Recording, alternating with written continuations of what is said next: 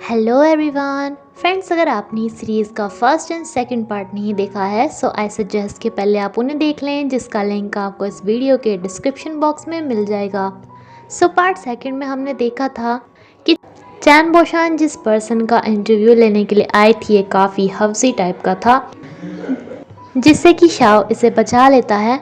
ये इसे कहता है कि जब यहाँ तक आया हूँ तो क्यों ना तुम्हें घर भी छोड़ दूँ, लेकिन ये इसे एक दूसरी जगह पर लेकर आती है। शाह सोचता है कि जब ये यहाँ तक आ ही गया है तो क्यों ना कुछ देर और यहीं पर ही ठहर जाए। एंड चैन बोशान अपने फियांसे को डेड समझ के यहाँ पे काफ़ी ज़ोर ज़ोर से चिल्ला रही थी कि आज 5 साल हो गए हैं जब तुम मुझे छोड़ के चले गए थे, तुम ठीक तो हो ना, तुम कब वापस आओगे। ये बेचारा अपने मन में ही बोल रहा था कि हाँ मैं ठीक हूँ, तुम इतनी चिंता क्यों करती हो। इसके फियांसे के गायब होने से पहले ये अक्सर इसी जगह पे आके मिला करते थे। एंड अब की बार शाओ इसे आके कहता है कि हाँ मैं ठीक हूँ, मेरा मतलब है कि अगर मेरी जगह तुम्हारा वो फियांसे होता तो वो भी यही बोलता। और जैसे कि तुमने मुझे कहा था कि मैं काफ़ी हद तक तुम्हारे फियांसे जैसा लगता हूँ, तो आज मेरा मूड सही है, तुम मुझे अपना फियांसे समझ के गले लगा सकती हो। ये एकदम से इसके पास आती तो है बट सोचती है कि नहीं, ये इसका फियांसे नहीं है। एन इसे बोल के यहाँ से जाने लगती है कि जी हैंग की जगह कोई भी नहीं ले सकता, लेकिन ये इसे पकड़ के गले लगा लेता है। एन इसे कहता है कि इतनी रात को मैं तुम्हें तुम्हारी फेवरेट जगह पे घुमाने के लिए लाया हूँ, इतना रिवॉर्ड तो मुझे मिलना ही चाहिए। लेकिन इसे मन ही मन बोशान के लिए काफ़ी बुरा लग रहा था कि सॉरी, मैं तुम्हें अपने साथ नहीं रख सकता।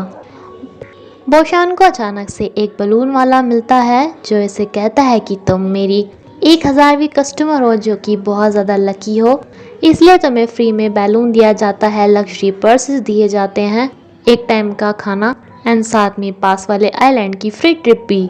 ये सोचती है कि ये सिर्फ एक बैलून वाला है जो इसे इतने सारे गिफ्ट्स क्यों दे रहा है, लेकिन ये इसे बिना कुछ बताए ही चला जाता है। एंड शाओ को जाके कहता है कि तुम उसके लिए कुछ ज़्यादा ही खर्चे नहीं कर रहे, ऐसे तो तुम्हारी सारी सैलरी इसी में ही कट जाएगी।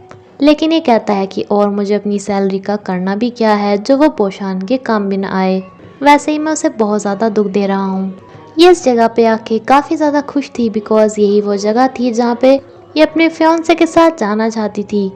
लेकिन यहाँ पर इसे वही लोगों के गुंडे मिलते हैं जिसने कि शाओ को कहा था कि अगर ये तुम्हारी वाइफ ही हुई तभी ठीक है, वरना तो मैं इसे छोड़ूंगा नहीं।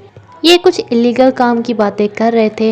एंड बोशान तो एक रिपोर्टर थी जो इन पे छापा मारने के लिए चली जाती है, जहाँ पे इसका किडनैप हो जाता है। एंड शाओ के पास फ़ोन आता है कि तुम्हारी गर्लफ्रेंड हमारी कब्जे में है, जिसे छुड़ाने के लिए तुम्हें एक बिल्डिंग पे पहुँचना होगा। इन गुंडों को बोशान सुंदर तो काफ़ी लगती है, लेकिन इन्हें शाओ से बदला लेने के लिए इसे मारना था, इसलिए ये इसे जलाने की तैयारी कर रहे थे। लेकिन शाओ यहाँ पर आ जाता है जो इन दोनों की अच्छे वाली धुनाई करता है एंड बोशान को यहाँ से ले जाता है। ये अपनी बेहोशी में भी अपने फियांसे का ही नाम चिल्ला रही थी, जिस पे ये कहता है कि हाँ मैं जी हैंग ही हूँ, मैं इसलिए ही तुम्हें अपने साथ नहीं रख सकता बिकॉज मेरे साथ तुम्हें हमेशा खतरा है, जैसे अब हो गया। जी हैंग के वापस आने की खुशी से ही ये उड़ जाती है, लेकिन यहाँ पे कोई भी नहीं था, सिर्फ एक शर्ट का बटन। ये सोचती है कि इसके पास जी हैंग था या फिर शाओ। ये नर्स से भी इस बारे में पूछती है कि क्या इसे बता सकती है इसे यहाँ पे छोड़ने कौन आया था, लेकिन नर्स इसे बोल देती है झूठ में ही कि आपको छोड़ने एक लड़की आई थी। बोशान सोचती है कि जब भी ये खतरे में होती है तो शाओ इसे बचा लेता है, कहीं शाओ एंड बोशान का फियांसे जी हैंग एक पर्सन तो नहीं है। ये कंफर्म करने के लिए इसके घर पे गई थी, लेकिन यहाँ तो इसकी मसाज चल रही थी, जो इसे कहता है कि तुम मेरे घर में ऐसे ही घुसी आई, शायद मुझे अपने सिक्योरिटी गार्ड्स वालों को हटाना पड़ेगा। बोशान इसे कहती है कि तुमने ही कल मुझे बचाया था ना, तुम मुझे हॉस्पिटल में भी छोड़ने गए थे एंड पूरी रात मेरे साथ ही थे। ये कहता है कि क्यों, मैं तुम्हारा फियांसे हूँ क्या, या फिर तुम्हारा बॉयफ्रेंड जो तुम्हारी प्रोटेक्शन करता फिरूंगा। बॉयफ्रेंड तो मैं तुम्हारा नहीं बन सकता, बट हाँ हम दोनों टाइम पास ज़रूर कर सकते हैं। तब ये मसाज वाली लड़की इसके पास वापस आ जाती है एंड ये बोशान को बताता है कि ये मेरी फियांसे है एंड मैं पूरी रात इसी के साथ ही था, बेड से हिला भी नहीं, तो तुम्हारे पास कहाँ से पहुँच जाऊँगा। तुम्हें वहाँ लेके कोई भी गया हो उससे मुझे कोई लेना देना नहीं, बस मुझे इतना पता है कि मैं वो नहीं था। नाउ ये दोनों किस करने वाले थे, इसलिए बोशान अपना मुंह फेर लेती है एंड कहती है कि शायद वो मेरा सपना ही होगा जो कितने दिनों से वैसे भी मुझे आता रहता है।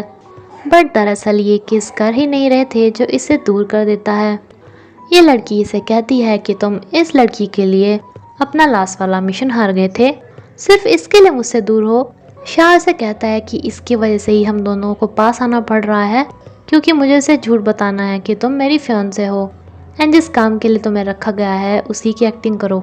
नाउ रिपोर्टर बोशान को जो इंटरव्यू लेना था वो इत्तेफाक से शाओ का एंड उसकी गर्लफ्रेंड का ही होता है, क्योंकि ये बहुत ज़्यादा अमीर है।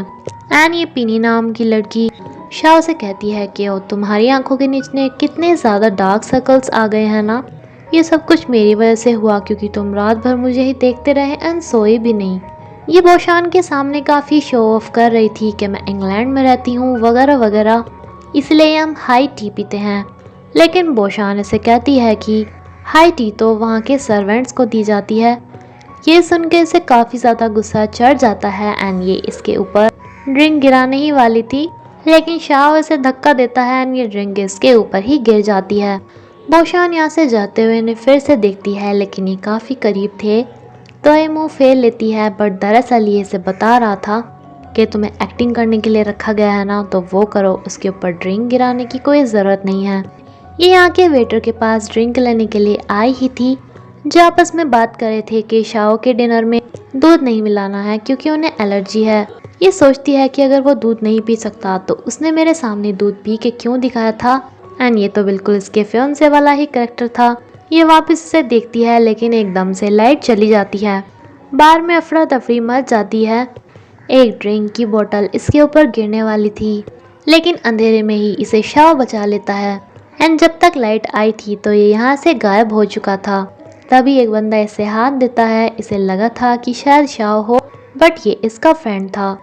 एंड ये देखती है कि शाओ तो अपनी गर्लफ्रेंड की हेल्प करके यहाँ से ले जा रहा है। इसे काफ़ी अफसोस होता है कि जिसे इसने सोचा था कि वो इसकी हेल्प की होगी, अंधेरे के अंदर वो तो अपनी गर्लफ्रेंड को लेकर जा रहा है।